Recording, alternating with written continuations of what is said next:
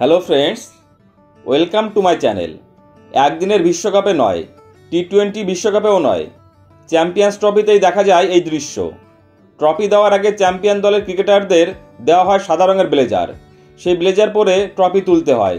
রোহিত শর্মা, বিরাট কোহলিদেরও সেটাই করতে হয়েছে। কেন এই সাদা ব্লেজার পরতে হয় চ্যাম্পিয়ন দলের ক্রিকেটারদের?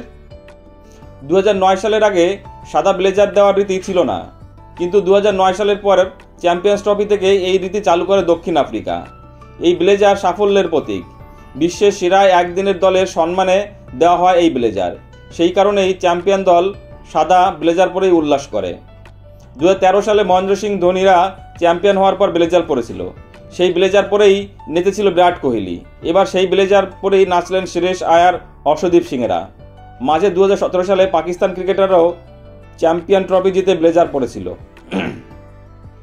সাধারণত টেস্ট ক্রিকেটে কোনো সিরিজের আগে দু দলের অধিনায়ক ব্লেজার পরে টস করতে নামেন। তারপর অবশ্য জার্সি পরেই থাকেন তারা। টি-20 ক্রিকেটে কোথাও এই রীতি নেই, কিন্তু 2009 সাল থেকে চ্যাম্পিয়ন্স ট্রফির ক্ষেত্রে এই নিয়ম মানা হচ্ছে। সেই ছবি ধরা পড়ল দুবাইয়ে। অপরাজিত থেকে এবার চ্যাম্পিয়ন্স ট্রফি জিতল ভারত। ফাইনালে নিউজিল্যান্ডকে 4 উইকেটে হারালো রোহিতরা। এর আগে 2002 সালে যুগ্ম বিজয়ী ছিলেন সৌরভ গাঙ্গুলির ভারত। 2013 সালে জিতেছিলেন মহেন্দ্র সিং ধোনি। অর্থাৎ তৃতীয়বারের জন্য এই প্রতিযোগিতায় জিতল ভারত। টি-20 বিশ্বকাপ জেতার 9 মাসের মধ্যেই আরও একটি আইসিসি প্রতিযোগিতা জিতে নিল অধিনায়ক রোহিত শর্মা। বন্ধুরা, তোমাদের কি মনে হয় পরবর্তী যে 27 সালের বিশ্বকাপ সেটাও কি ইন্ডিয়া তুলতে পারবে, এবং সেই পর্যন্ত রোহিত শর্মা এবং বিরাট কোহলি কি টিমে থাকতে পারবে, নাকি তার আগে অবসর নিয়ে নেবে? প্লিজ কমেন্টস করে জানিও। আর চ্যাম্পিয়ন্স ট্রফিতে এই সাদা রঙের ব্লেজার পরার রীতিটা তোমাদের কেমন লাগে প্লিজ কমেন্টস করে জানিও।